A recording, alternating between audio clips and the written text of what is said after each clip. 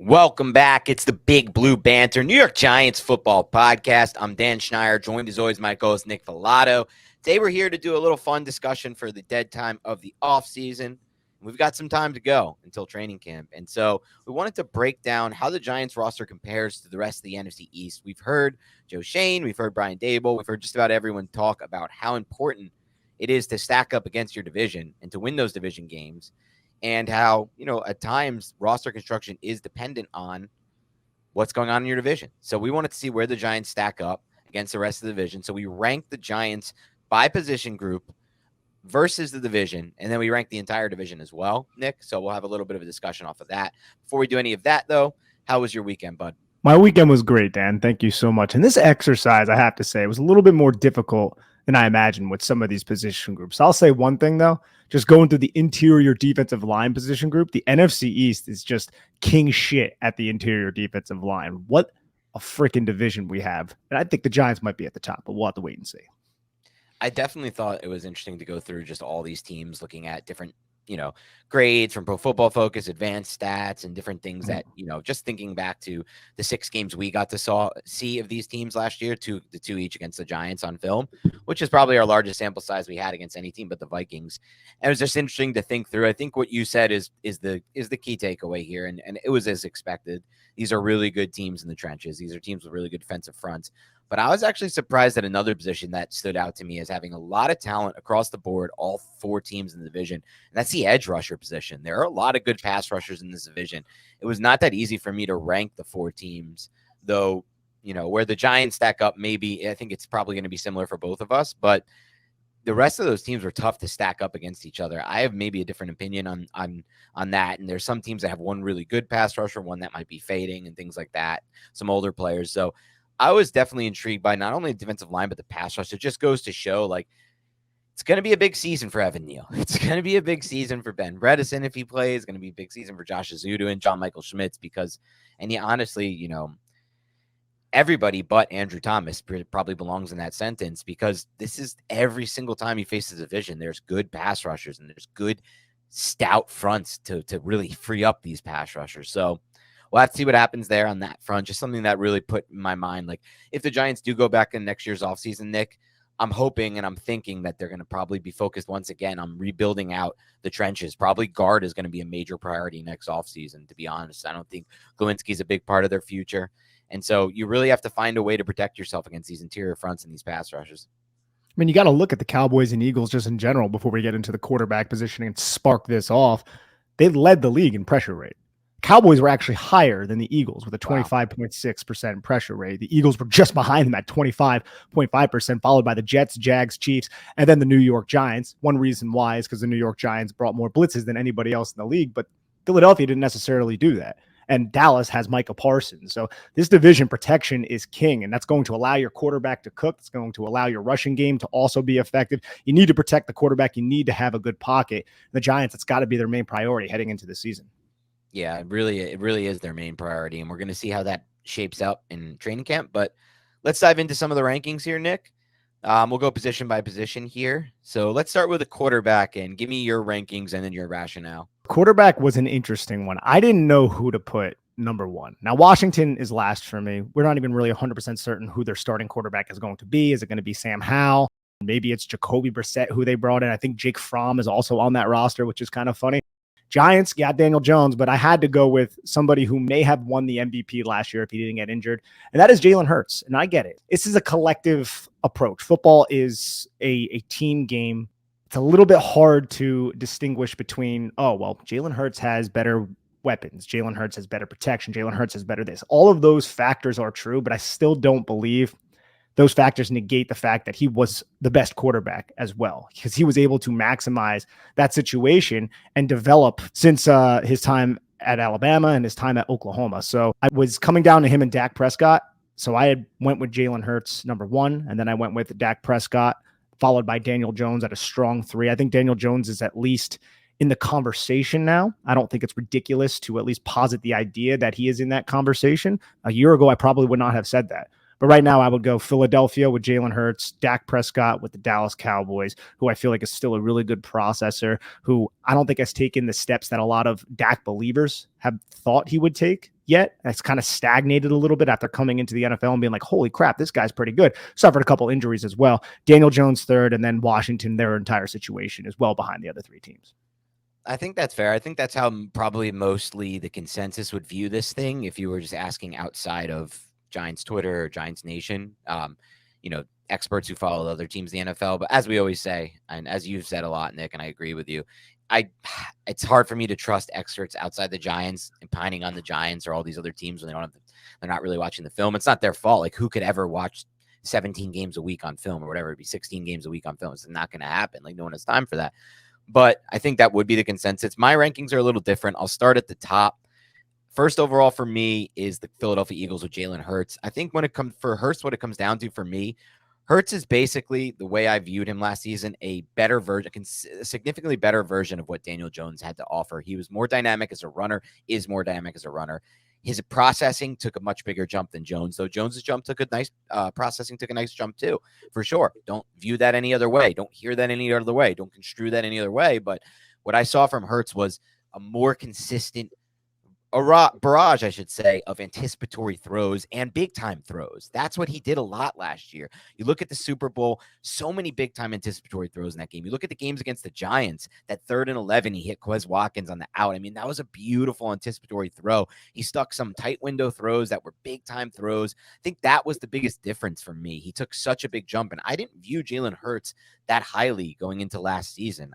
You even think back to the game 2021 or 2021, where the Giants beat the Eagles in MetLife. Like, they really got the better of Hurts that game. And I felt like they beat him from a processing standpoint. I felt like they baited him into that long interception that McKinney had where he tried to hit that vertical. And overall, I felt like they were played by taking away. Darnay Holmes too on that play. Yeah, right. And overall, I'll say this. I don't want to cut you off, but if Jalen Reagor catches some of those passes that were dropped, it could have been different. It would have been different. The Giants would have lost that game for sure. And they got rid of Reagor, and they got in somebody who can catch all those passes. So they don't have to worry about that anymore. But I think even if you factor in what Giants fans want to, what the big time Jones fans want to lay on, which is Hurts has everything. He has this O-line, he has all this, true, but still you see just more consistency from a processing standpoint, more consistency from an anticipatory throwing standpoint, most importantly.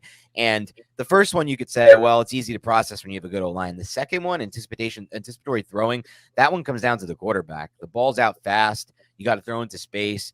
You got to be on the same page as your receivers, and you got to understand and hope that they're going to be on the same page as you. I thought he made a big jump there.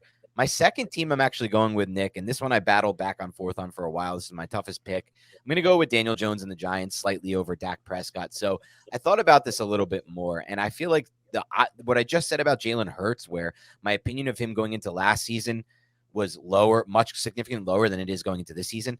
It's the opposite for me with Dak Prescott. This was not a good year for me with Dak Prescott. Dak Prescott, somebody I've defended a lot. I think he's a lot better than people thought at parts of his career. But at this stage of Dak Prescott's career, what he's come down to is this.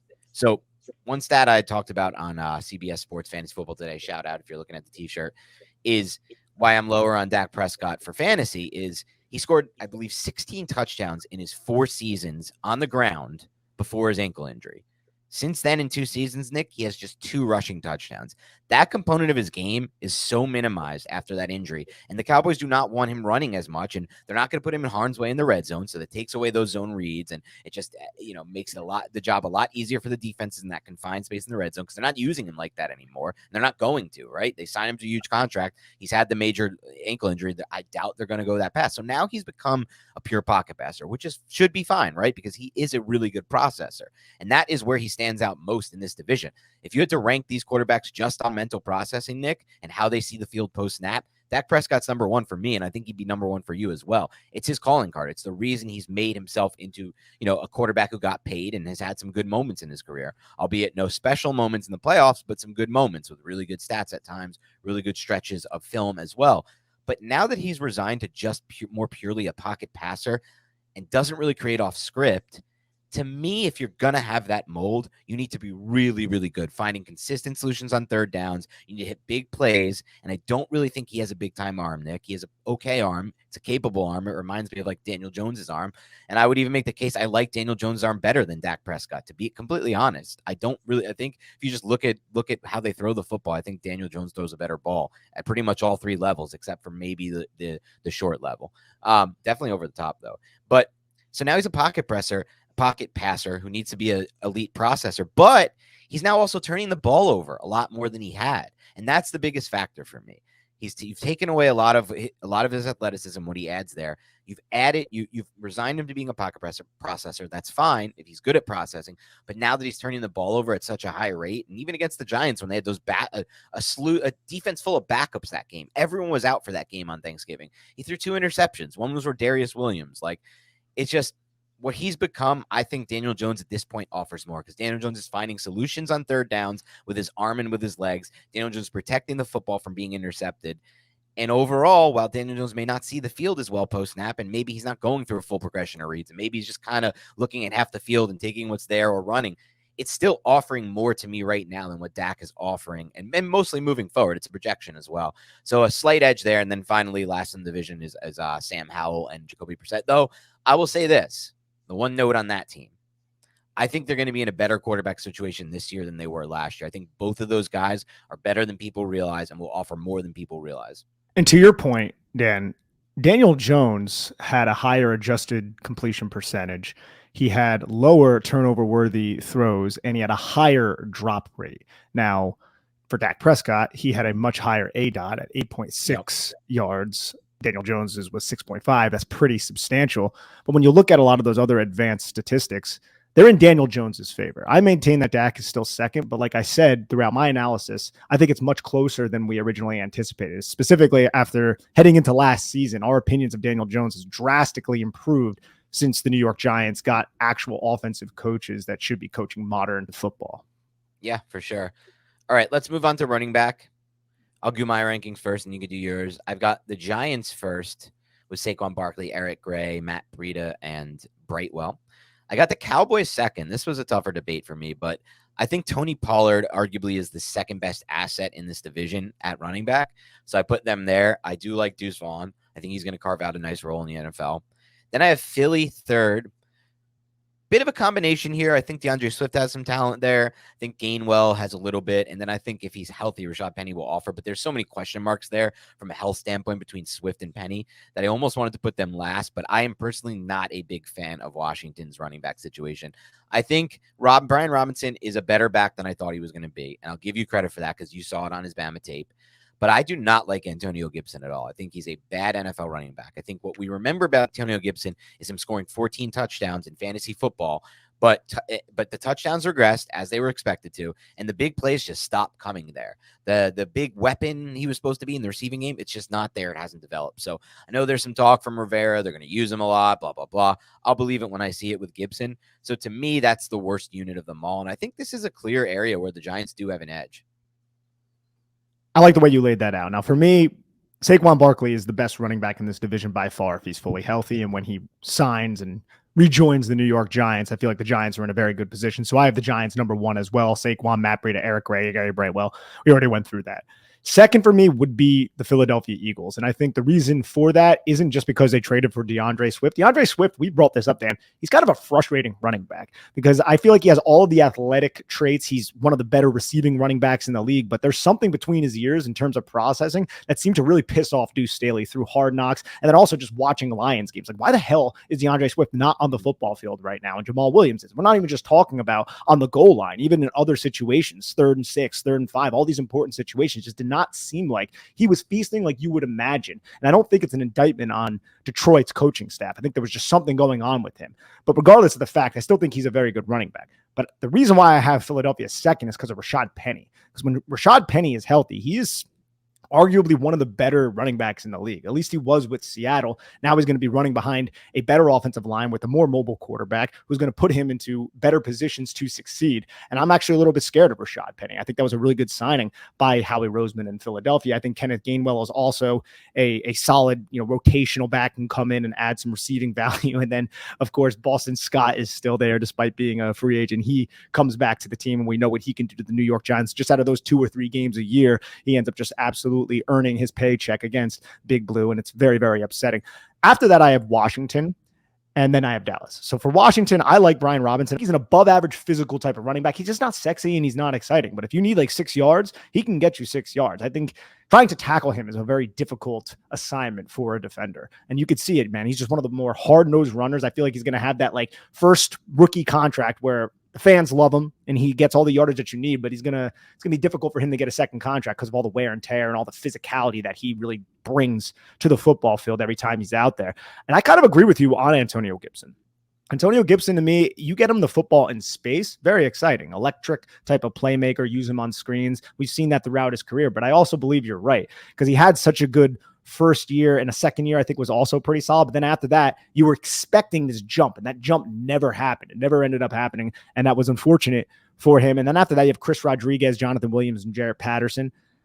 But then the Dallas Cowboys. For me, the Dallas Cowboys, you have Tony Pollard. Zeke is not there anymore. Outside of Tony Pollard, I'm not scared about anybody else on that roster. Like Malik Davis, Deuce Vaughn's a cool story. Ronald Jones. That's all you're looking at. So as much as I like Tony Pollard, I don't know if Tony Pollard is going to be able to handle a full workload. I think Tony Pollard was best utilized when he had Ezekiel Elliott to handle those short yardage situations. So now that Tony Pollard is like the only dog in town, unless one of those other guys rise to the occasion, Dallas comes in fourth for me. That's fair. Give us your receiver rankings. Yeah, wide receivers. Philadelphia has to be number 1. A.J. Brown, Devonta Smith. Just that alone is number 1 and a number 1B type of receiver, 1A, 1B, followed by the Washington Commanders. I almost said the football team. The Washington Commanders, Dan, because I think Terry McLaurin, Jahan Dotson are 2 of the younger. Terry McLaurin, I guess, is now intermediate age, but still, they're very good receivers, and that's overlooking the fact that they have Curtis Samuel as well on that roster. De'Ami Brown is your 4th receiver on that team, and he's just like, oh yeah, they had that De'Ami Brown guy who was a solid deep threat when he was at UNC, but Dotson, McLaurin, and Curtis Samuel is a very effective 11 personnel package. And I feel like we've noticed that throughout the recent seasons of the New York Giants playing them. So that's my number 2, followed by Dallas with CD Lamb, who is probably, I wouldn't say he's the number 1 receiver in this division because you have A.J. Brown over there with Philadelphia, but he's in at least the conversation. The addition of Brandon Cooks, even though he's older and hasn't really done much with Houston, I still think is going to work out for them, specifically because they didn't give up all that much to get Brandon Cooks. And you saw Michael Gallup another year removed from the knee injury that he suffered. So I think that's a solid 11 personnel package that you have. Behind that, I don't really love it. And then the Giants are last, but I love the Giants' depth at the position because you have Jalen Hyatt that you just drafted. You have Isaiah Hodgins, Colin Johnson, Sterling Shepard, Darius Slayton, Jeff Smith, Wandale Robinson, Paris Campbell. We've gone through all this a lot. But I think the Giants have really good depth, but they're lacking the top end wide receivers right now. So I had to put them 4th. Yeah, I think that's a fair ranking overall. This is our first position group that we saw the same way. I have Philly first, of course. I mean, A.J. Brown and Devonta Smith to me is the premier wide receiver combo in the NFL right now. There's no combo I would take over that group because I'm that high on Devonta Smith. Secondly, Washington. I mean, you look at those 2 guys, Terry McLaurin and Jahan Dotson. I couldn't think of a more perfect fit for what Joe Shane and Brian Dable have been preaching, not only in what they're acquiring at the wide receiver position, but how the system works and what you need. It's those quick separators, those easy layup throw options. And both of those guys are amazing. And that now McLaurin can win at all 3 levels. And honestly, I feel like Jahan Dotson showed some ability to win at all 3 levels too, or at least the first and second level in the intermediate range. But those are guys that just can get open and present you a target where they've created separation from the defensive back. It's early in the snap. Get rid of the football, move the chains, keep it going. Or sometimes they'll take it, as we've seen with Jahan Dotson especially, and McLaurin at times, they'll take it for a big gain after the catch as well. They have that ability too. So I thought that was the clear tier 1 for me, the Eagles and the the Commanders at wide receiver. And then I have Dallas 3rd, as you did. I am higher on Brandon Cooks than most. I think he's going to have a nice bounce back season there and really help that receiver group. So that kind of pushed it over the top. CeeDee Lamb as well. And then the Giants, like you mentioned, they have good depth. a big component of how high the ceiling could be for this receiver core will be if Jalen Hyatt can be as good as they think he can be in this system. Because if he is as fast as he is, and he picks up and he really improves his route running, which is possible, right? He's raw, but it doesn't mean he can't do it. It doesn't mean he hasn't been asked to do it. If he becomes that, he has all the tools, in my opinion, because he's a longer player than your typical speedster. He can be a Deshaun Jackson for this offense. He can be better than that. He could be any of these McLaurin type receivers if he can create separation at a consistent level, in addition to just winning on the vertical plane, which I think he can. And so obviously we won't know until he improves and gets with the coaching and gets on the same page as the quarterback. But I think there is a ceiling for him that you wouldn't say for every receiver taken in that range typically. But for him specifically, yes. So that's how it rounds out. I want to say one thing on Jahan Dotson, just because he was a rookie and I was high on him coming out of Penn State. Like, look, this guy isn't the biggest, but I think you laid it out perfectly. He would be the type of receiver that the New York Giants would have interest in because he understands how to get open. He understands how to release off the line of scrimmage. I think the one play, I think he was lined up against like Zion Gilbert, so take it for what it's worth. But the touchdown he had against the New York Giants on the underneath over route that he released, he was the number 2 receiver. Number 3 ran right up the seam, and he just released right underneath that. How he stuttered to create that separation against Zion Gilbert was a very smooth, it was a kind of a savvy type of veteran move. Maybe it was just coached into him by Washington's coaching staff, but created that much extra separation. And Zion Gilbert opened his hips to allow Jahan Dotson to get underneath the safeties. He caught the ball and then took it up. I think it was like a 20-yard or 25-yard touchdown catch by Jahan Dotson. I just see the little subtleties that I feel like make wide receivers great within his game. So I kind of wanted to tip my cap to him. That's a great way to put it. It is, and that's exactly what we saw when we evaluated him at Penn State. It's the subtleties. We love that stuff. You and I have always been big believers in these types of receivers. It's true. Like we watch, you knew I love Eli Moore. You loved Eli Moore. It's those types of receivers that can just get open using the subtleties in their route running, the head fake here, the head shake there, the ability to kind of get in and out of those breaks. It's such a smooth way. It's hard to recreate, but it also makes it makes you become such an easy option for your quarterback and such a valuable option for your quarterback versus the bigger guys who, can win away from their frame and sometimes win on the vertical plane as well, or sometimes box out defensive backs. But are they open? And if not, does the quarterback trust them to get, to throw the football in a tight window? And that's not always the case. The quarterback is looking for, no matter who your quarterback is, even Matthew Stafford in his prime, the quarterback would prefer you to be open rather than him to have to throw you open, or rather than him to have to put the ball in a place where you can extend and catch it. They'd rather you be open. It makes it easier for them. And I think Dotson does a really good job of that. So moving on to the tight ends, it's the first position group or the second position group out of 4 we've done so far, where I do think the Giants have an edge. And I put them number 1 here. Darren Waller, I think, is the best tight end in the division. And Daniel Bellinger is a player who I'm extremely high on moving forward. He's one of my favorite assets on the entire Giants roster, independent of any position. I think when it comes to Bellinger, doesn't have the hype yet. But if you look at it from just the easiest 30,000-foot view of it and just take a step back, you're looking at someone who's already a really proficient blocker, had a crazy good athletic profile coming out, which no one really thought about, young breakout age.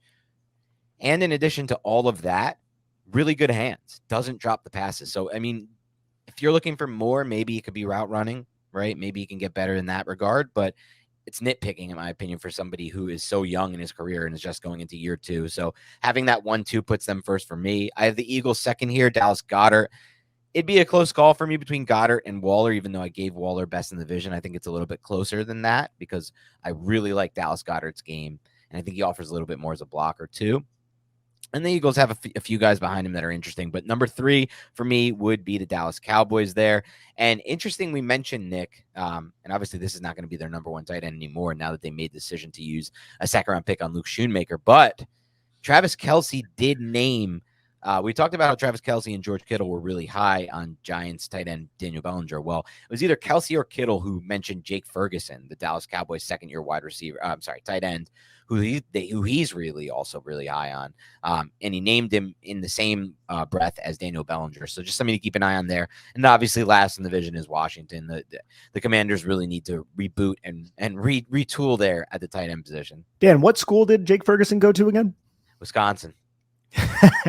Yeah, so for me, I think the Giants have 2 of the top 3 tight ends in the division, with Daniel Bellinger and Darren Waller being arguably number 1. I think Dallas Goedert it's a good conversation. I think Dallas Goedert's a better blocker than Darren Waller. I think Darren Waller offers a lot more as a receiver, and Dallas Goedert is still a very good receiving tight end. So it says how much he could even be better than a player like Dallas Goedert. So for me, the Giants are Clear-cut number one in this argument. And then I think Philadelphia, just because they have Dallas Goedert. Behind Dallas Goedert, you have like Grant Calcaterra entering his second season, Jack Stoll. They've signed Dan Arnold, Tyree Jackson, the former Buffalo quarterback, has been there for a couple years now. I don't think Philly has a bad tight end room, and they're also a team that can align in 10 personnel if they wanted to, even though you want to get Dallas Goedert out there, spread everything out, and then work the zone read game with Jalen Hurts. They have that benefit. After that, it is Dallas. They have 3 young tight ends who at least are intriguing, with Jake Ferguson, Luke Schoonmaker, who they just drafted in the second round, and then Peyton Hendershot, who also had a solid season, but they're all pretty inexperienced players right now. So they come in third. And then Washington, I don't know what you're going to get from Logan Thomas, who is still on their roster. John Bates, I like him as a blocker, doesn't really offer that much as a receiver. And you have, who else? Cole Turner, who they drafted in the 5th round, 2022, more of a receiving guy. So I don't really love Washington's tight end situation. They're clearly in last place, but I'm really, really impressed with what the Giants have in terms of their 12 personnel package. It's something we've talked about for a while. And I think Darren Waller and Daniel Bellinger, that's an excellent 1-2 punch, because you have a really good blocker who can catch, and then you have a mismatch nightmare in Darren Waller. So I love the position that the Giants have right now at tight end. Yeah, me too. It's a really good spot for the Giants. Okay, next, moving on, we're going to break the offensive line down by 3 positions. We'll start with offensive guard here, Nick. I started the last one, so why don't you give me your ranking? So we were the same on wide receiver and tight end, correct? I believe so, yeah. Okay, let's see if we are also the same on guard. I have it Dallas, Philly, New York Giants, Washington. For the Dallas Cowboys, you have Tyler Smith. That's who I put at guard. That's just how our lads has him down. He might end up playing tackle. Depends on the other Smith, Tyrone Smith. So it's a little bit unpredictable right now on how that depth chart's going to shake out. So I put Tyler Smith at left guard, and then Zach Martin. And if you're telling me Zach Martin and Tyler Smith are the 2 guards, they're more than likely going to be the best guards in the division, especially when you look over at Philly, who I had at number 2. They lost Isaac Seumalo. You have Landon Dickerson, who has had injury issues dating back to his time at Florida State before he even went to Alabama. But when he's out there, he's really solid. And then you also have Tyler Steen, who they're looking to plug in, the kid they drafted in the 3rd round out of Alabama. He was a tackle in college. He projects well to playing guard, but I still think that's a little bit of a question mark. I like Dickerson enough, and I trust Jeff Stoutland to develop a player like Tyler Steen well enough to where I think they're going to be really respectable guard tandem, but I had them as number 2 ahead of the New York Giants with Ben Bredesen, Josh Azudu, Mark Lewinsky. Have that kind of trio right there of guards. Even if the Giants have the best outcome with that offensive line, I still question that if it would be better than a Tyler Steen, Landon Dickerson. I think it's at least up for debate, depending on if Josh Azudu is healthy enough or if he takes the steps and what happens with Ben Bredesen. Mark Lewinsky, I think he's going to start this year. I'm not too high on him in pass protection. I think he's an underrated run blocker. We've kind of been over that a little bit, but I think Mark Lewinsky starting might not be your ideal situation. And although I think that's what's going to happen this season. And then I have the Washington Commanders last with Sam Cosmi, who was a tackle at Texas, who they tried to tackle, didn't work out. Now they're kicking him inside to right guard. And then Chris Paul, who was a 7th round pick last year. They also have Sadiq Charles, the LSU kid, who was a 4th round pick back in 2020, who might factor into the equation. But all in all, I look at Washington's guard situation, and if I was a Washington fan, I'd be pretty upset. Yeah, this is the same rankings I have for the guard position, and this is the 4th out of 5 positions so far, where we have Washington dead last out of the 4. Just something interesting to note. The only other team was the Giants there, but the Giants also were first in 2 position groups out of these 5. Dallas is my first. I think Tyron Smith should be healthy for the season, Nick. So I think the plan is to be Tyler Smith there at left guard, where he played better last season and is really, I mean, he played pretty damn good at tackle. Like he's better than Evan Neal, if we're going to call it what it is. Considerably better than Evan Neal last year. They really nailed that draft pick. The Cowboys, he was discussed as a borderline round 2, round 1. They said, no. We know how to evaluate offensive linemen. They've done a good job drafting linemen, man. Even that goes to the next player, Zach Martin, who's the best guard in football probably still. I mean, some might say Quentin Nelson. I mean, there's probably a ton of players now who can be in the conversation, but I think Zach Martin is still the best because he's the most consistent when he's on the field. He never gives you bad snaps, really. So they have, in my opinion, 2 potentially, like Tyler Smith could work his way into the top 12, top 15 at the guard position this year. So they're the clear-cut favorite for me in this division. Cowboys have a bit of an edge. 2 for me was the Eagles as well. For the Eagles, I like Landon Dickerson a lot when he's on the field, so I would put him even a little bit above Tyler Smith. He offered them a lot in the run game specifically. Tyler Steen was a player I liked a lot watching him. Late in the process, I came onto him like, this is another guy who can fit into my mold of like, interior offensive lineman, really good on the move, would fit a Giants style power gap system, but he's going to play with with the Eagles, who are also going to run a lot of that system and type of blocking schemes, and a team that also relies on and benefits from offensive linemen who can move well. That's been their MO forever, the Eagles. It's why they're such a good team. So I think he has a chance to fit in really well there. So I think that probably is where the teardrop goes for me. The Cowboys and Eagles first and second. Then third, after a teardrop, would be the Giants, just because you'd already discussed our players, and we're going to do that a bunch in the offseason, so I don't have to. But really, here it comes down to just where the Washington football team is at right now on the offensive line in general for me, because I really don't love what they've done at tackle, but also on the interior offensive line. Like, I think Braden Daniels, who they drafted at Utah, who I really liked, will probably, they have him listed at left tackle right now, our lads. I think he'll probably convert and kick inside and maybe even win that left guard job straight up. But even if you have him converting positions, which could take some time to be effective at the NFL level, especially coming from a Pac-12, and then you have Cosme as well, who I didn't really like at tackle, was really, really bad at tackle for them, and they're going to hope he's better at guard. It's just not a position you want to be in at guard whatsoever here. It reminds me where the Giants were at center prior to the 2020 season, or maybe in 2021, where Gettleman traded for the kid from the Bengals, Billy Price, the bust from the Bengals. Yeah. So it's just a bad position to be in. And so to me, they're the clear worst in the division. Moving on, I'll tackle the center position first and see if our rankings are similar on this one as well. We've actually been 3 in a row of same rankings. I have the Eagles first, obviously. Jason Kelce, generational center, in my opinion. Guaranteed Hall of Famer, the best center I've ever watched, still playing at a pretty high level. I actually have the Giants second here at center with John Michael Schmitz. I just have maybe call it wishful thinking, whatever it may be, but I think John Michael Schmitz should be the second best center in this division right away, because in my third team here is actually Washington with Nick Gates, who we know Nick Gates can offer you a baseline level of pretty average to above average center play. He's going to help out at all times. He's going to be a nasty player. I'm kind of hoping John Michael Schmitz is a level above that in year one. If he's not, I think it's going to be a little disappointing, to be honest with you, Nick, even in year one, especially because we've seen so many centers recently in the NFL take well and play well early. McCoy from the Saints back in the day, and obviously more, astutely or more pronounced would be Creed Humphrey on Kansas City, who just hit the ground running as a great center. I think it's one position where you can do that. So I will be disappointed if we look back on this and Gates has a better season than John Michael Schmitz. But for now, I'm going to say I trust John Michael Schmitz to be the second best center in the division. Then finally for me would be Tyler Biadasz, the Wisconsin native. I had him dead last.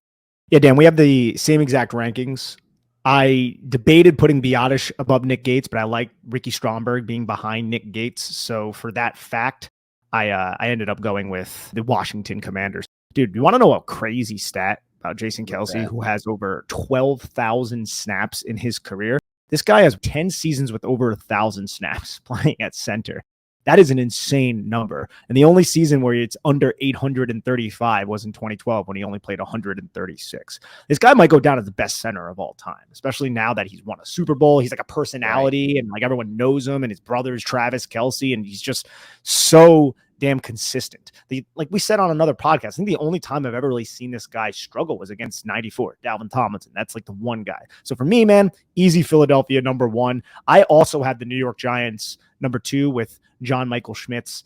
I don't like anything really behind John Michael Schmitz. I don't know who's going to be the backup going into the season. I think it's probably going to be Ben Bredesen, who might be the starter at left guard. So that's not a great situation. There definitely should be a higher bar for a player like that than a Nick Gates and a Ricky Stromberg. I significantly liked John Michael Schmitz better than Stromberg coming out of the draft. And then with Nick Gates, look, I love his story. I love his mentality, his physicality, his I'm going to eat your face off, Aaron Donald, all the stuff that he did. But in terms of play, he was only average. I expect John Michael Schmitz to be above average. So that's why I have the New York Giants at 2 and then Washington 3, Dallas 4. I like it. All right, let's move on to offensive tackle here. You could tackle this one first since I took center. For the offensive tackle position, Philadelphia has to be number one. You have Jordan Mailata, some guy rugby player you got in the 7th round. Just insane that Jeff Stoutland's able to develop. It's so freaking frustrating. Then Lane Johnson, who you drafted in the top 5, who ends up just playing out of his mind for his entire career out of Oklahoma. So Philadelphia, they might have the top tackles in the league, let alone the division. So they're clear cut ahead of everyone else in this division. I actually had the New York Giants at number 2, and I don't even think it's a great situation specifically with Evan Neal, but Andrew Thomas to me is a top 3 tackle in the league. I think you can argue top 2 possibly. So the New York Giants are in that conversation. It's just you need to see the pedigree that we invested in Evan Neal. You need to see that flourish. And we're just not 100% certain if that will. I remain cautiously optimistic that it will with Evan Neal just because of his character and his work ethic. I know he's putting in the work right now, and it's hard to transition from college football, even though it was Alabama, to the NFL, especially when you never really had any continuity at a position when you were in college. Evan Neal played a bunch of different positions. So New York Giants are number 2 for me. Number 3 is going to have to be the Dallas Cowboys with Tyron Smith, who is old and never really healthy, but when he is healthy, he's still above average tackle in the league. It's kind of hard to say because last year he was out for the majority of the season. And then Terrence Steele, who's that guy you always look at on the depth chart. You're like, Terrence Steele, whatever. But it's not like when the Giants are going up against him, they take advantage of him. So he seems to be a solid enough tackle, in my opinion. And then again, Washington ends up rounding out the bottom because they have Andrew Wiley, who started for the Kansas City Chiefs, I believe, last year. So that could be an upgrade over what they had last year. And then Charles Leno Jr., who has been there for a little bit now, kind of a veteran guy, respectable. I think he's a team captain. Kayvon Thibodeau beat him around the edge for the strip sack fumble touchdown against Taylor Heineke. I don't think it's the worst tackle situation in the league, but it's definitely not as good as the rest of the NFC East. So Washington comes in last for me. We have the same rankings again here, Nick. Look, you know what I find interesting? We're going to do like what we learned takeaways at the end of this from doing this exercise, because I think that's a cool part, but I'll spoil one of the things that I learned already. It's odd to me, just going through the offense. We're almost through the entire offense here. This is the last position we're doing. How far behind Washington seems to be for a team that literally went to the brink with the Giants last year in all the games they played. They tied one and the Giants won one, and the one the Giants won, I believe they had 0 offensive touchdowns, right? That was the one where Kayvon Thibodeau had the sack fumble touchdown. And Washington was like vying for that last playoff spot for a little while with the Giants. Giants pulled ahead at the end and kind of locked in the 5. But it's interesting to me how this roster just really does not look good at all on paper, at least offensively. We're about to get to the defense. So maybe Washington can kind of recover there and put themselves back in the mix. Yeah, but it's just odd to me, man, because like they're dead. They're coming in dead last now in what? 1, 2, 3, 4, 5. 5 of the 7 positions we profiled on offense, they're last. They only averaged 18 points a game last year. It was like bottom of third. I think that was like 25th or something. But how much did the Giants average per game? I think they weren't too much higher, right? Yeah. 21 something, which was 18th. And that's despite having a lot more talent, I feel like, at running back, tight end. So it'll, and of course, on the offensive line, I mean, the Giants seem to be in a much better position on the offensive line. Just go into a little bit of this. It's impossible not to put the Eagles 1 here, as much as I might have some hope from Evan Neal. It's like right now the Eagles have the best right tackle in football and one of the 5 best left tackles. So to me, the big 5 right now in the NFL, or I should say the 4 best. The 5th guy I was thinking of is Tristan Wirfs, who plays right tackle. But I think a fully healthy Tristan Wirfs is right in the mix as best, let's just say, overall tackle in the NFL. But for me right now, for my money, it's Andrew Thomas for the Giants, Jordan Mailata of the Eagles, who is amazing despite being a 7th-round pick, Laramie Tunsil of the Texans, and then Trent Williams. And so they have 2 of probably the best 6 or 7 offensive linemen in the entire NFL starting on one roster. The Giants have one of those guys in Andrew Thomas, but Evan Neal, not so sure yet. By the numbers and by the film, Evan Neal was actually one of the worst starting tackles in the NFL last year. We don't expect that to happen again in year 2, but let's say he even takes a huge jump. Even a huge jump might put him in the middle of the pack, and that won't put them in the mix to compete with the Eagles. So there really is a teardrop from the Eagles down to the Giants, my 2nd team. Dallas is 3rd. Tyron Smith is just older, and at this point, Nick, I just get the feeling like injuries are going to be a part of the rest of his career just because it's the back. The back has been like his biggest source of injuries. I don't know if backs just heal. I feel like when you start getting back injuries at an older age, I'm just thinking about myself, man. I play golf now, and my back's sore immediately. And I'm like, am I playing this? There you go, another one. Yeah.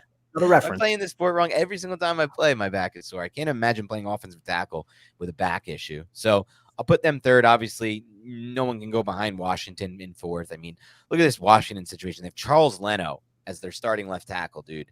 And they have Andrew Wiley from the Chiefs as their starting right tackle. Like, that is a sad, sad tackle combination. It is 2 veteran players with 0 upside.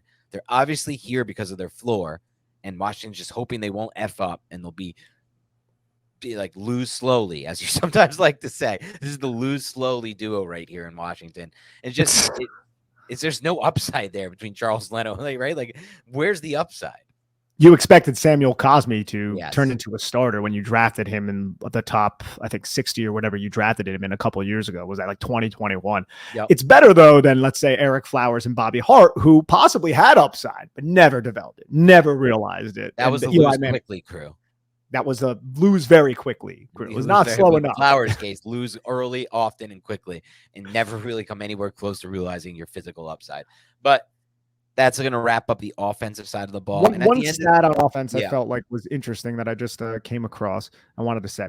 So take this for what it's worth, but according to Pro Football Reference, expected points contributed by rushing offenses, the top two teams, Philadelphia Eagles were number one by far, but the Giants were actually second, a couple points above the Chicago Bears. So the New York Giants came in second there. And I think a big reason why isn't just because of Saquon Barkley, but it's also because of Daniel Jones. And we always had to factor that in. And just because I had Daniel Jones third, I wanted to make sure I got that stat out there because I do believe it is imperative to the success of the Giants in general to get Daniel Jones, get 8 going because it keeps defenses honest and it really stresses them. True. Good point. Let's flip to the defense side of the ball here, Nick. Start with the interior defensive line, the strongest unit collectively in the entire NFC East across the board with these 4 teams. I have the Giants first here on the interior defensive line with Leonard Williams, Ashawn Robinson, Dexter Lawrence, and Nacho. Dexter Lawrence right now might be the second best interior defensive lineman in football. I might take him over Jeffrey Simmons and Chris Jones. I think I would have to if he plays the way he played last year. I mean, you just think about how dominant he was on a week-to-week basis with no drop-off at all. The only game he wasn't dominant was against the Eagles and Jason Kelce in those few games. But other than that, just a dominant week-after-week performance. Number 2 for me was interesting because there's so much talent you can go a lot of ways. I actually went with the Eagles here over Washington for number 2, Nick. I just look at this unit, and I think there's a lot more upside with the Eagles. And to be frank, Nick, now this is just upside, and we're just talking ceiling for a second. But honestly, you can make the case the Eagles have the biggest ceiling on the interior defensive line over the Giants. Right now, they're not better, and so they shouldn't be ranked higher. But they have Jordan Davis and Jalen Carter on this roster. A lot of people felt like in the last 2 classes, those might have been the best overall players in each class, regardless of position. They didn't go 1 or 2. They both fell, one due to like weight issues and not playing a lot of snaps, and Jordan Davis, and he was injured his whole first year. So we really don't know what he's capable of, what he can be. And then Jalen Carter, who just like some off-field stuff that might end up being nothing now that he's on the Eagles. And so you have all that plus Fletcher Cox, plus Milton Williams, who is surprisingly a really good player. They got him in the 3rd round. I thought it was a reach by them at the time, man. And nope, they found the right role for him. He's just a gap shooter, and he shoots really well in that system. And there's so many other bodies around that people have to account for that Milton Williams can shoot every time and pretty much get free a lot of the times. That's 4 players here. So to me, honestly, I think the Eagles are, now that I go over it, or could be close to be in the Giants range here for 1. I'm still going to give the Giants 1 because it's more realized instead of like potential there with the Giants, and Dexter Lawrence is so good. But I did give the Eagles the slight edge over Washington, who is also an elite interior defensive line.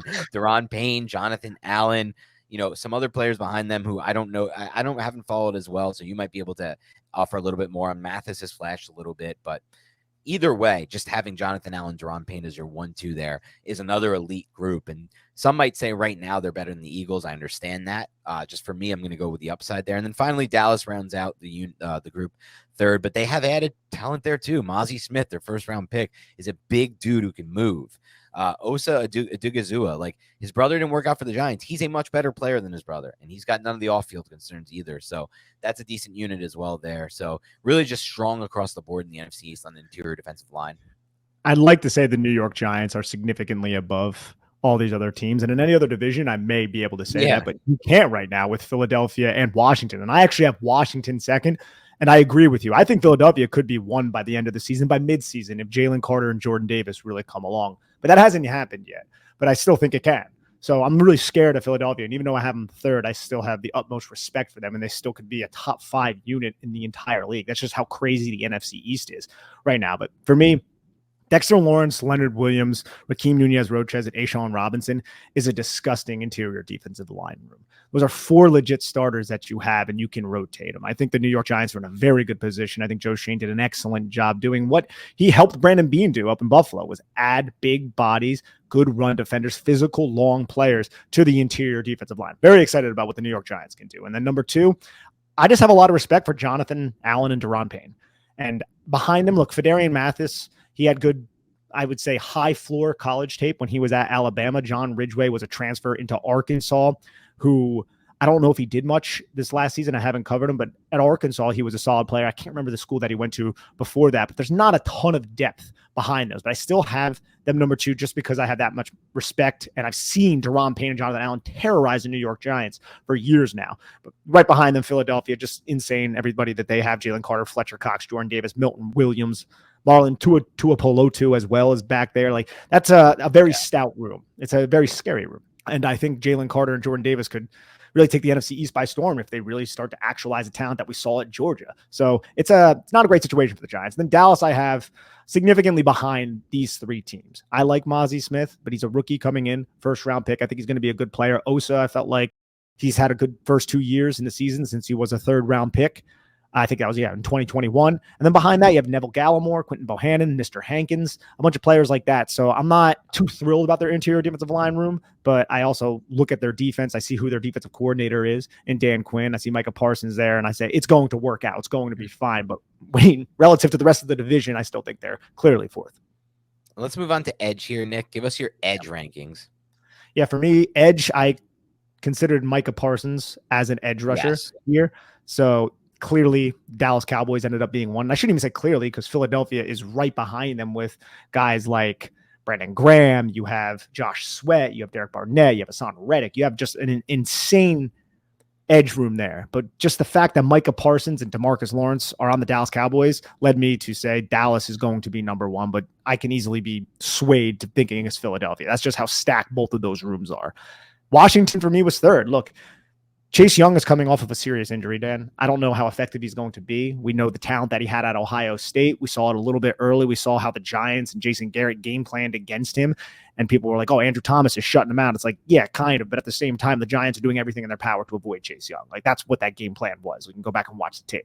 But Montez Sweat is a very good football player as well. And they still have him. So for Washington to come in third, it just also speaks to the talent of the edge position here at the NFC East. And behind them, they have, let's see, James Smith-Williams, KJ Henry, who they drafted out of Clemson, Casey Toohill, F.A. Obata. So I don't really know much about Obata. James Smith-Williams, I feel like he was a solid little bit player they had. KJ Henry, a lot of people were buzzing about, but not a ton of depth behind those two top dogs. See what Chase Young can offer them. And then I have the Giants last. But I think the Giants, similar to what we were talking about with Philadelphia's interior defensive line, Dan, have a ton of potential. I think Kayvon Thibodeau and Azeez Ojulari, by mid-season, we could be like, yeah, they're definitely not last anymore. We just haven't seen it yet materialize on the football field at a consistent rate. So that's why I have the Giants last. Yeah, I think that's fair. I have the same exact rankings as you again at edge. So we're not finding too much differences right now in our rankings, Nick. So maybe not the best podcast fodder to not find differences in debates, but it's hard to see the division in a different way when you follow it this closely. And I would say Dallas is one for me because of Micah Parsons. That's the real reason here. And I would say the second best edge rusher in this division is Hassan Reddick. He's become one of the best in the NFL at winning up the arc with that unique edge bend that he has. So there's two elite pass rushers in the division as far as I'm concerned, and a lot of contenders behind them. So like you said, DeMarcus Lawrence still a strong player. The trio of Eagles you mentioned outside of Hassan Reddick are all really good players. Montez Sweat is a really good player. Chase Young, I guess, more of an unknown at this point because of the injury, but if he's healthy, he's going to be an impact player. And the Giants have a similar type situation with Azeez Ojulari as far as the health versus impact goes. And Kayvon Thibodeau, who at worst is a pretty damn good player. I think he's going to be borderline elite in his second year. So this is a much better division than I originally thought from a pass rushing standpoint. There's a really strong contingent of edge rushers and interior defensive linemen in this division. It's clear all these teams believe in the trenches. All these teams believe in rushing the passer and how important pass rush is. It makes it a lot more stressful to play quarterback in this division for sure. But right now, the Giants are going to be last on this list, but it's not a bad last. It's like a last on this list maybe out of these 4 teams, but they'd probably be more mid-pack against the NFL. I would imagine so. Let's go on to linebacker. I'll start linebacker. Actually, I had the Giants first here at linebacker, Nick. Nice. I think this is a really, really bad division for linebackers. You could just tell how similar these teams are built. And maybe it is because they're competing against each other every year and they're trying to mold these teams to play each other. But there's just been so few investments at the linebacker position across the division. The Giants right now have the biggest investment, in my opinion. You can make the case Washington has it with Jamin Davis, first-round pick. I'll say Bobby Okereke and that massive contract they gave him is the biggest investment by far in this division at the linebacker position. And in addition to that, and obviously I'm not counting Micah Parsons here for Dallas. I'm putting him at edge only here. Can't put him in both. That's like cheating. But Bobby Okereke to me is going to be the most consistent linebacker in this division overall. He has the best sideline to sideline ability.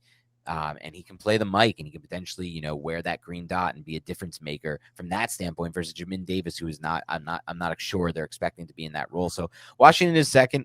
Then I go to Dallas. I don't really see, like, I don't know too much about Dallas. I know they got some decent contribution from Jabril Cox. Damone Clark is somebody who I liked a lot, fell because of injuries. And then they're bringing back Leighton Vander Esch, who is a solid player at this point in his career. I don't think he's the same kind of impact player he was. I think he and that entire linebacker unit benefits from Dan Quinn's scheme, and most importantly, benefits from the defensive front in front of them.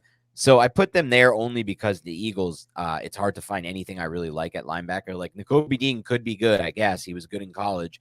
But I always felt like his game was more suited for college. So I'm not just expecting him to be great if healthy, because I know partially why he felt the third round was because of health. And they obviously lost TJ Edwards, which was a big loss for them. And they didn't really do too much to replace him. So I'm going to go Eagles last here. For me, I have the Eagles last as well, but I have Dallas at number 1. And for me, it comes down to the fact that I agree. I think Bobby Okereke might be the best linebacker in this division if you remove Micah Parsons from the equation. But next to Bobby Okereke, and I have the Giants second, I don't really know what's going on. No one really does. Is it Darian Beavers? Is it Micah McFadden? Is it Gerard Davis? We're not really 100% sure. And it's going to be a little bit of an interesting, I guess, storyline heading into training camp, and seeing what's going to happen is going to be one of the most talked about things, because it's a starting position in base personnel. It's a starting position in nickel to have who the hell's going to be out there at the linebacker position next to Bobby Okereke. So I have the Giants at second. And I just have Leighton Vander Esch, Damone Clark, Jabril Cox, DeMarvion Overshone. I have that quadrant of players ahead of whoever the hell the Giants have behind Bobby Okereke. So for that reason, I put Dallas above. I think Vander Esch, look, he might not have lived up to his first round hype, at least beyond the 2018 season when he was picked, his rookie year. But I still think he's been a solid player, a very annoying player for the New York Giants. I always feel like he's making plays against us, and I trust in the athletic ability of the other 3 linebackers that I named. So that's why I have Dallas above him. And in terms of Washington, I have them above Philadelphia, probably not by much. Look, they did spend the first round pick on Jamin Davis. I really watch Washington when they play the New York Giants, but I don't really see Jamin Davis making a huge impact for that team, right? It was always that other linebacker who's no longer on the team anymore, and his name is escaping me. Yeah.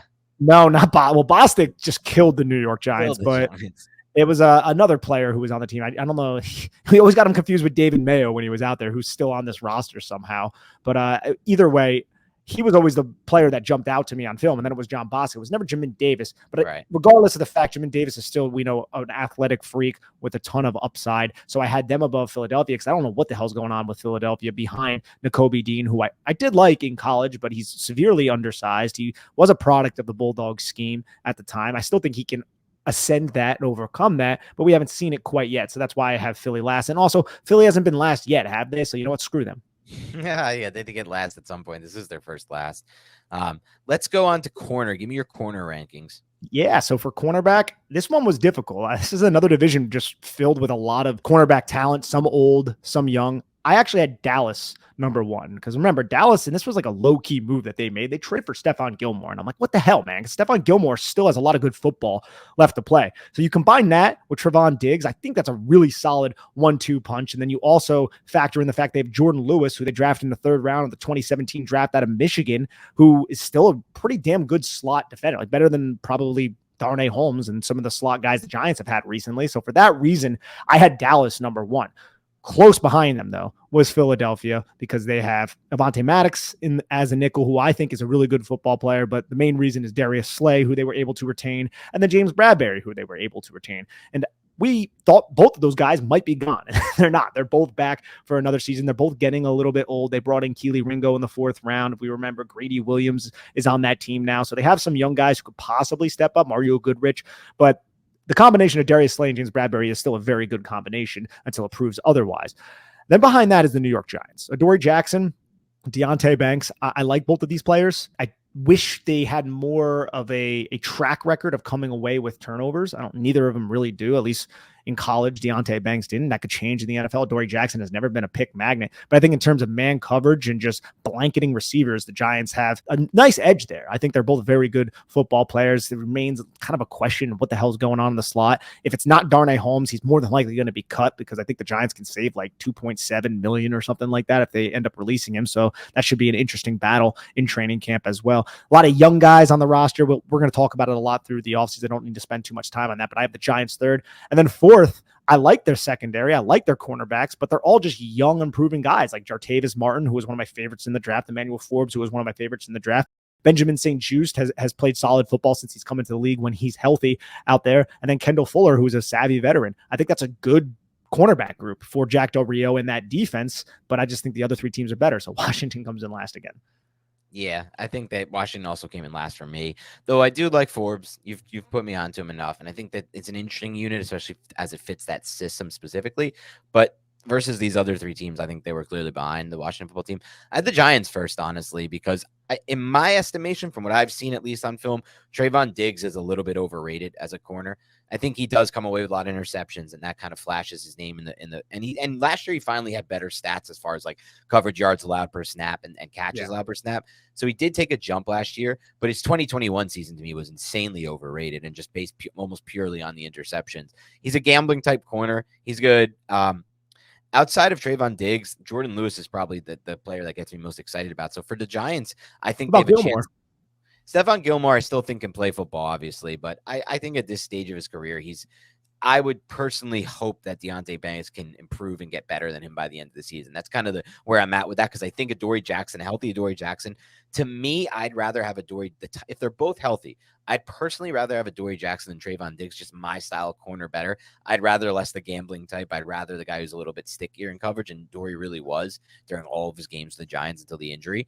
So I kind of think there's more upside there with the 1-2 there, and I think Fordell Flock can be what up to the level Jordan Lewis gives the Cowboys, and maybe more because he's a little longer and more fluid. So I like the Giants first here. Eagles come in third for me, Dallas is second, just because I think we saw signs last year of James Bradberry starting to take a step back. And could it all collapse at some point for Bradberry? I think it's possible, because right now with Bradberry, I think he's being held up by the system he plays in and how well of a fit he is. But we saw multiple times last year the Giants, who didn't even really have good receivers, most would rank them worst or close to dead last in the NFL, beat Bradberry on the vertical plane. Hodgins beat him on a double move. Jones didn't see it. Jones didn't throw it. And I believe Slayton also beat him in another game on a double move that Jones didn't throw, and Jones didn't see, Jones didn't throw. But the fact that he's getting beat on the vertical plane by Isaiah Hodgins is not a great sign for him moving forward. And I think he's going to get picked on more and more this season, Bradberry, and could become a major liability for the Eagles. Their only liability really on that defense. So that kind of dropped them off. Slay's also an older cornerback there as well. And then finally, Washington was last. Look, they have some talent there, but right now, compared to the rest of this division, it seems like they're a step behind. I think that's a good assessment. I still maintain Dallas number one, but I think you make a good argument. If you had to pick one cornerback in the division, Dan, who do you think it would be going forward even? Because I think that's a pretty good argument. Deonte Banks could be in the conversation there. I still think it's probably Trayvon Diggs. It's probably who I'm going to go with. So let's go with going forward, and then let's also go with just for the 2023 season. For 2023 season, I'm going to go with Adoree Jackson. This is assuming health for all players. Yes. Moving forward, I think you got to go Trayvon Diggs. He did take a step forward, like I said, in some of those stats that I'm looking for: coverage yards allowed and receptions allowed per snap. He was a better actual cover corner last year, but Banks is certainly in the mix.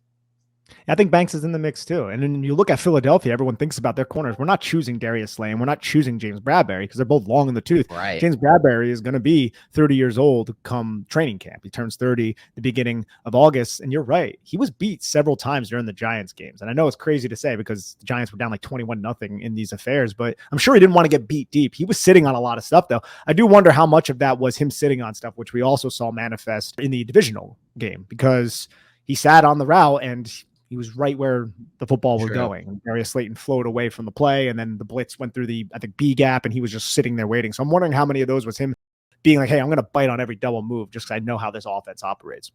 Yeah, for sure. All right, let's wrap this up with safety and then go into some overall takeaways. Safety was a tough position for me, Nick. I think out of the entire division here, safety is the weakest group by far across the division, all four teams. Not a lot of talent. I think the Giants can make the case. You can make the case the Giants have the best safety in the division. I put them second, though, behind Washington, because you've really put me on to Cameron Curl, the safety for the Commanders. I mean, his film against the Giants is so phenomenal, and I think he's such a sound player. And then I'm putting in for this debate, Jartavis Martin from Illinois in the safety discussion. We'll see how they use him. They might just end up using him as like a full-time nickel, which in that case, it's probably not great to put him in this, but for now, I'm not so sure. And I liked him a lot coming into this draft. I thought he was the only other interesting safety. There's two interesting safeties in this class that really stood above. He was one of them. So I like that move for them. I'll put them slight edge. Giants with Xavier McKinney there. And then I have third in this division. I had Dallas and then Philly. Both those teams I think are pretty much a drop off at safety, though. I think the Eagles are going probably through a period where they're going to retool at safety. Sidney Brown, who they selected in the third round, could be that guy, but I think he needs to clean up his tackling issues. Terrell Edmonds is a guy who didn't really work out for the Steelers. I don't foresee him working out for the Eagles either. It was just a low cost investment like Howie Roseman likes to do. High upside based on maybe his talent level where he's drafted, but who knows if he'll get to that level. And then the Cowboys there, Malik Hooker, Donovan Wilson. I think Jaron Kearse is still on the roster. It's an okay, solid unit, but no one's special there. I think the special players so far in this division from production standpoint are McKinney and Cameron Curl. And so that was why Giants and Washington was 1 and 2 for me. Yeah, I love the Washington call. I actually had Washington 3 for me. So it was Dallas, Giants, Washington. And you brought up Cameron Curl, who I feel like is one of the more underrated players in the league. But I also think Derek Forrest, who is a second-year player last year, a fifth-round pick, I believe, in 2021, he had a play against, I think it was A.J. Brown running a deep post route. It was like a Yankee concept, meaning there's a deep post route off of play action and then an over route from the backside. And the objective when it's middle of the field close, when it's a cover one type of defense, is to have that middle of the field close safety bite down on the over route. And that's going to allow the post to have inside leverage against a one-on-one defender in outside leverage. He's going to have that inside leverage to break to the inside. But Forrest didn't bite on the over route. He knew through film study, this is what the Eagles do off of play action a lot. So he did not bite on the over route. And then Jalen Hurts put the football up there and he was able to undercut it, come away with an interception. A lot of his other interceptions, Forrest, that is, or tip passes, and he was in the right place. That's a young player that I'm paying attention to in our division, Derek Forrest. I like that call. The best safety in the division, I think, and I'm not certain about this, but I think is Xavier McKinney. So I do have the Giants too. The reason I have Dallas at number 1 is because I think Malik Hooker, when he is healthy, has so much range. I think he's a very underrated player. The kid's just never healthy. He was drafted high to the Indianapolis Colts out of Ohio State. He was a basketball player, was new to football. Every time he was out there, he was making plays. He just was never really out there because he tore his ACL and had all these injuries. But I think the combination of Malik Hooker, Donovan Wilson, and then Jaron Kearse, that trio in a big nickel, which we know Dan Quinn loves to use, I think that's a really solid trio of safeties. I think they have the depth there. You also have guys like Israel Mukamu, who was a Gamecock, and he was like one of those 6'4" type of cornerbacks who they transitioned to play safety now for the Dallas Cowboys. Jaron Kearse is like that as well. You're going to see so much Jaron Kearse against Darren Waller. That's the way that Dan Quinn is going to combat these big tight ends. That's how he's always done it with these big, long guys. Think about Dan Quinn. He comes from Seattle. They had guys like Cam Chancellor and stuff like that. So I like the depth and the starters that they have. And I think if one of them gets injured, you have other players who can rotate in. I think they could do a lot of creative things with their secondary, with their defensive backs. Dan Quinn has done that. So that's why I have Dallas number 1.